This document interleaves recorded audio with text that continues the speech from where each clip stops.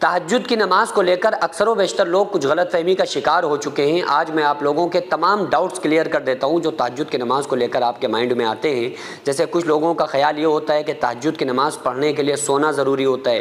کچھ لوگ تہجد کی ٹائمنگ کو لے کر بہت زیادہ پریشان ہوتے ہیں کہ کس ٹائم ہمیں تہجد کی نماز پڑھنا چاہیے۔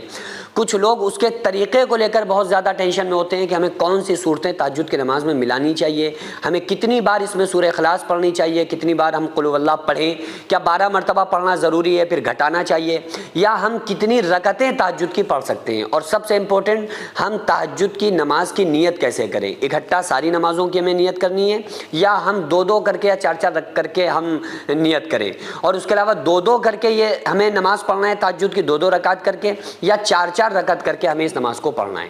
تو میں یہ سارے ڈاؤٹس انشاءاللہ تعالی آج آپ لوگوں کے کلیئر کر دیتا ہوں، اس کے بعد آپ کو کوئی ویڈیو دیکھنے کی انشاءاللہ ضرورت نہیں پڑے گی۔ دیکھیں تہجد کی جو نماز ہے نا یہ نفلی نماز ہے، یعنی کہ جو دن کی 5 نمازیں ہیں یہ فرض نمازیں ہیں۔ ان 5 نمازوں کے علاوہ جتنی بھی ہم نمازیں پڑھتے ہیں، چاہے وہ اشراق ہو، اوابین ہو، چاشت ہو، تحیۃ الوضو ہو، تحیۃ المسجد ہو، ٹھیک ہے، ایک وتر چھوڑ کے اور عیدین کی نماز چھوڑ کے باقی ساری نمازیں جو ہیں وہ نفل ہیں۔ عیدین کی نماز بھی واجب ہے، وتر بھی واجب ہے، باقی اس کے علاوہ جتنی فرض نمازوں کے علاوہ جو بھی نمازیں ہیں وہ نفل ہیں۔ تو تہجد کی نماز ہے تو نفل، لیکن یہ بہت زیادہ فضیلت والی نماز ہے۔ یہ نماز بندے کو اللہ سے قریب کر دیتی ہے۔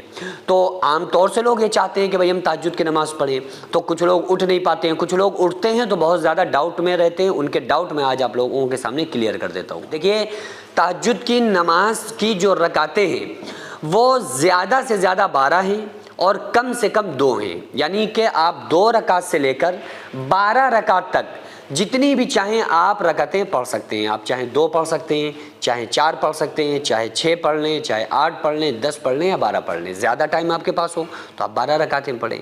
کم ٹائم ہے، نیند آ رہی ہے، آپ صرف تہجد کے لیے اٹھے ہیں یا پیشاب لگ رہا تھا آپ کو اٹھنا پڑا، اب آپ سوچ رہے ہیں لو تہجد پڑھ لیں لیکن نیند بھی آ رہی ہے، تو آپ نہ پڑھنے سے بہتر ہے کہ 2 ہی رکعت پڑھ لیں۔ اب دوسرا مسئلہ یہ کہ ہمیں اس کی نیت کیسے کرنا ہے۔ نیت جو ہے وہ دل کے ارادے کا نام ہے۔ آپ نے دل میں ارادہ کیا کہ ہم تہجد پڑھنے جا رہے ہیں تو بس یہ ارادہ ہی آپ کی نیت ہو گئی۔ لیکن اگر آپ کو یقین نہیں ہو پا رہا ہے یا آپ زبان سے کہنا ہی چاہتے ہیں تو آپ یہ کہہ سکتے ہیں کہ نیت کرتا ہوں میں، عورتیں کہیں گی نیت کرتی ہوں میں، 2 رکعت نماز تہجد میں میرا کعبہ شریف کی طرف واسطے اللہ تعالیٰ کہ اللہ اکبر، یہ کہہ کے نیت باندھ لیں۔ اب اس میں 2 طریقے ہیں۔ اگر آپ زبانی طور پہ کہنا ہی چاہتے ہیں تو آپ چاہیں تو جتنی رکعتیں پڑھ لیں نا، 12 یا 8 یا 10 یا 4 یا 6، تو آپ سب کی اکٹھا نیت کر لیں۔ یعنی آپ کہہ لیں نیت کرتا ہوں میں 12 رکعت نماز، یا نیت کرتا ہوں میں 10 رکعت نماز تہجد، اور پھر ہر 2 رکعت پہ آپ سلام پھیرتے رہیں۔ یعنی کہ آپ کو 4 کر کے نہیں پڑھنا ہے، 2 رکعت کر کے تہجد کی نماز پڑھنا ہے، پھر آپ ہر 2 رکعت پہ سلام پھیرتے رہیں۔ اور چاہیں تو ہر 2 رکعت پہ نیت کر لیں کہ نیت کرتا ہوں میں 2 رکعت نماز، آپ نے 2 پڑھ لی، پھر نیت کرتا ہوں میں 2 رکعت نماز تہجد، اس طرح سے بھی آپ پڑھ سکتے ہیں، نیت کر سکتے ہیں۔ اب رہا مسئلہ سورہ اخلاص کا، تو بعض لوگ یہ سمجھتے ہیں کہ ہمیں 12 رکعتیں پڑھنا ہے اور ان 12 رکعتوں میں پہلی رکعت میں 12 بار سورہ اخلاص پڑھنا ہے، دوسری میں 11 بار پڑھنا ہے، پھر تیسری رکعت میں ہمیں 10 بار پڑھنی ہے، 9 بار پڑھنی ہے، اس طرح سے ہمیں گھٹانا ہے۔ بھائی ایسا بالکل نہیں ہے۔ اگر یہ تو نفلی نماز ہے، جس طرح سے آپ اور نمازیں پڑھتے ہیں اسی طرح سے آپ اس کو بھی پڑھیں۔ آپ کو جو اچھے سے صورت یاد ہو نا آپ اس کو پڑھیں، اور اگر آپ یہ گن پا رہے ہیں آرام سے، آپ اندازہ لگا سکتے ہیں تو پھر پڑھ سکتے ہیں، اس میں بھی کوئی مسئلہ نہیں ہے۔ لیکن ہوتا کیا ہے جب آدمی گنتا ہے نا کہ اب 12 ہو گئی، اب ہم نے 11 بار پڑھنا ہے، 11 مرتبہ ہم نے سورہ اخلاص پڑھ لی، اگلے میں ہمیں 10 بار پڑھنا ہے، تو پھر انسان کا جو دماغ ہوتا ہے وہ سورہ اخلاص کو گننے میں لگا رہتا ہے، تو جو تہجد کا اصل مقصد ہوتا ہے نا وہ پھر فوت ہو جاتا ہے۔ پھر جو تہجد کی کیفیت ہونا چاہیے تہجد پڑھنے میں، جو اللہ کے سے للک ہونا چاہیے مانگنے کی، پھر وہ چیز ہمارا خشوع اور خضوع ختم ہوتا ہے۔ تو اس لیے جو بھی آپ کو یاد ہے نا آپ ان صورتوں کو آرام سے پڑھیے، فوکس کریے کہ اللہ ہمیں دیکھ رہا ہے اور ہم اللہ کو دیکھ رہے ہیں، اور اللہ سے بس طلب کریے، تو یہ زیادہ بہتر ہے، یہ زیادہ افضل ہے۔ اچھا کچھ لوگ یہ سمجھتے ہیں کہ تہجد کی نماز ہماری جب تک قبول نہیں ہوگی جب تک کہ ہم تہجد کی نماز کے لیے سوئیں گے نہیں۔ تو اگر ایسا ہوتا نا تو جو شب قدر میں کوئی نہیں سوتا ہے، شب برات میں کوئی نہیں سوتا ہے، لوگ جاگتے ہیں پوری رات، تو اس میں تو پھر ان کی نمازیں ہی نہیں ہوتی. تو ایسا تو بالکل نہیں ہے کہ آپ سوئیں گے نہیں تو آپ کی تہجد ہوگی نہیں. ہاں یہ ضرور ہے کہ جو تہجد کی نماز ہے نا، اس میں افضلیت یہ ہے، بہتری یہ ہے کہ آپ اپنی نیند کو قربان کریں. یعنی ایک بندہ سو رہا تھا، سوتے سوتے اب تہجد کا ٹائم ہوا، اب اس نے اپنی نیند کو چھوڑا، قربان کیا، اب سوتے سے وہ اٹھ رہا ہے، اب نماز کو پڑھ رہا ہے، اس کی فضیلت زیادہ ہے. اور کوئی بندہ جاگ رہا ہے، اب ایسا تھوڑی ہے کہ وہ اس کے لیے سونا ضروری ہوگا، افضلیت اس میں ہے کہ نیند کو قربان کرے. اب تہجد کی ٹائمنگ جانتے ہیں آپ کیا ہے؟ تہجد کا ٹائم عشاء کی نماز سے فارغ ہونے کے بعد سے شروع ہو جاتا ہے. آپ نے عشاء پڑھ لی، تہجد کا ٹائم شروع ہو گیا.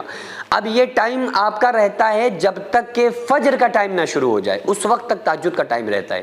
لیکن آپ کو اگر یہ ہے کہ ہم صبح نہیں اٹھ پائیں گے تو آپ عشاء کی نماز پڑھنے کے بعد بھی 2 4 6 رکعت جتنی آپ چاہیں تہجد کی نماز پڑھ سکتے ہیں. لیکن افضل یہ ہے کہ آپ سو جائیں، آپ سو جائیں، پھر اسپیشل آخری پہر میں، رات کے آخری پہر میں آپ تہجد کے لیے اٹھیں.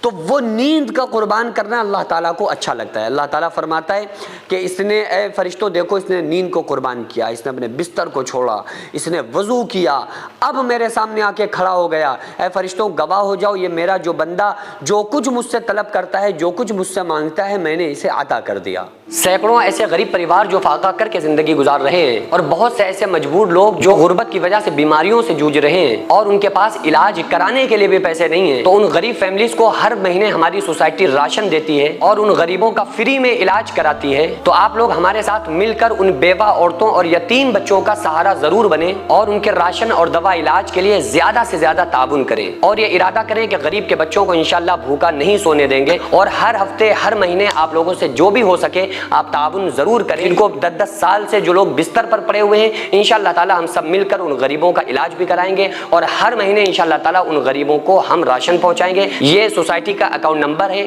اور یہ اسکینر ہے. آپ لوگ اس اکاؤنٹ پر یا اس اسکینر کے ذریعے آپ غریب فیملیز کی ہیلپ کر سکتے ہیں.